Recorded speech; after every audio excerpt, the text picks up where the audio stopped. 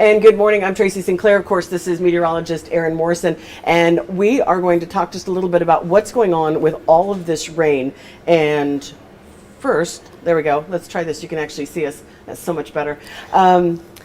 I'm hitting buttons and trying to talk at the same time, and it doesn't always work. It's morning. So I do apologize. But we have had a lot of rain, and we do want to give you a first alert that we've heard from APD that the northbound traffic at 19th and Spenard and Hillcrest and Spenard are closed due to flooding. We've got some standing water out there, and we have some lane closures at 36 and McGinnis, also due to standing water. So we've had a lot of rain, particularly for Anchorage. Obviously, many places in South Central have gotten more, but this is a lot of rain for Anchorage, and we're seeing those big puddles. You know, as you're driving, please be extra cautious.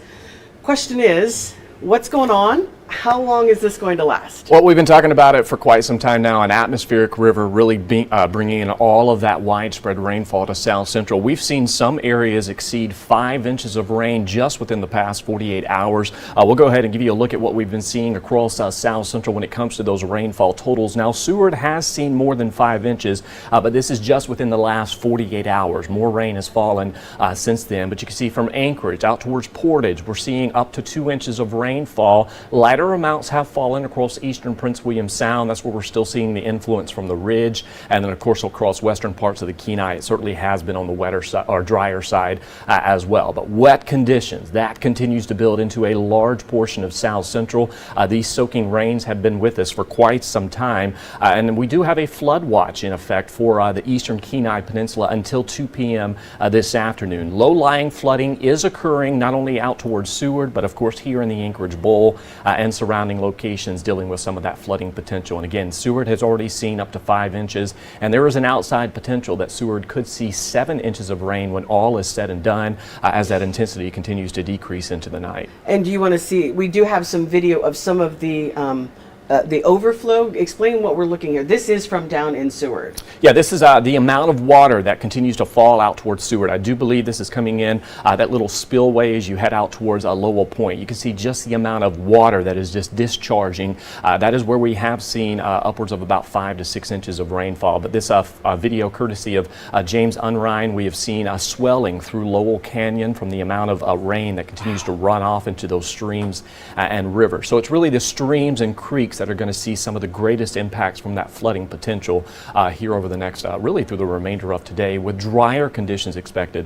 into our Friday. So that is the good news when we're looking at that, but we have been talking about record rainfall. Yesterday, we smashed the previous record set back in 1980 for Anchorage as 1.33 inches of rainfall officially fell in the Anchorage Bowl.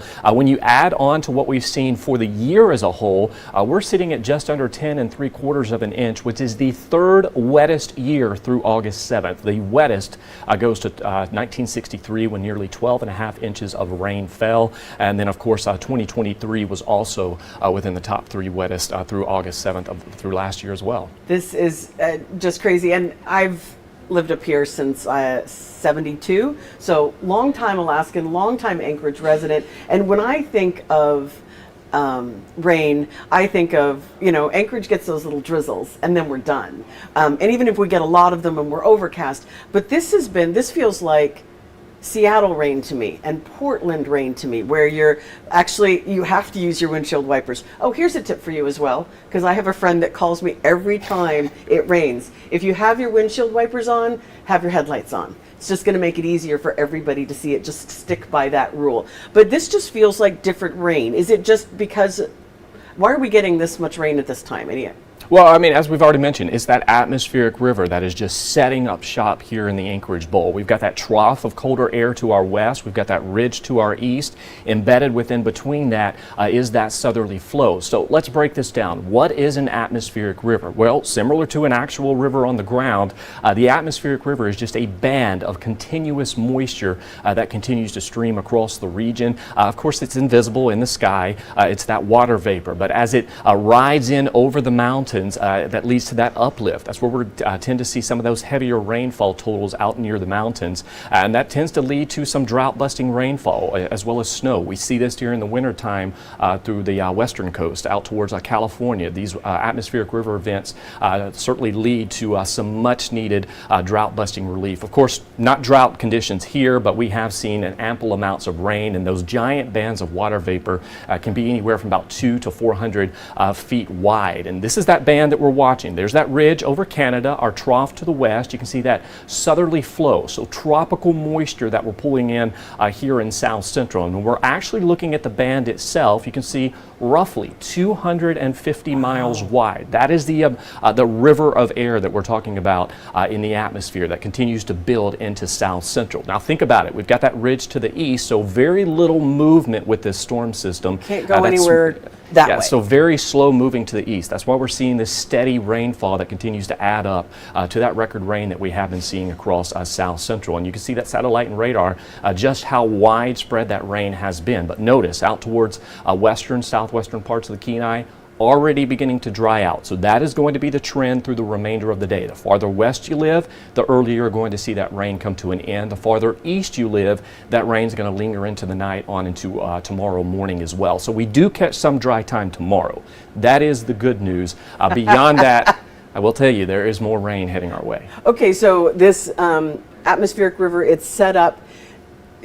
Does it weaken? Is that why we're seeing that change? And then you said we are going to see more rain coming through, very similar to what we're seeing now. Just another extension of an atmospheric river? Are we just getting another band moving through? This is going to be another band. It's going to be an area of low pressure that's going to sweep through the Aleutians. The Aleutians actually have been on the drier side the past few days thanks to a ridge of high pressure to the about southwest of Adak.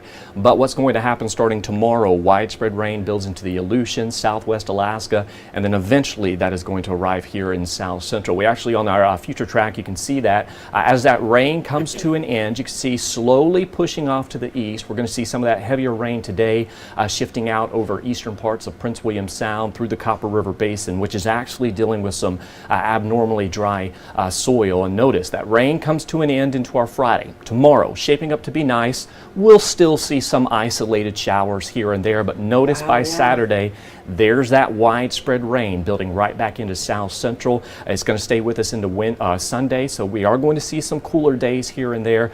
Next week, we do show signs of some warmer and drier weather. We'll still keep rain in the forecast as it is August, but nowhere near the widespread activity we have been dealing with. Yeah, it's what I find fascinating looking at the forecast. Very often you will see 60% chance. That's very common, very, very common that we have like a 60% chance of rain. And then you switch to the day and it's like 100% chance of rain, 100% chance of rain, that this is absolutely going to happen because we can see it coming from so far away. Yeah, and I mean, this system's also eventually going to impact southeast, which has actually been dealing with record-breaking highs, hot temperatures in the 70s and the 80s.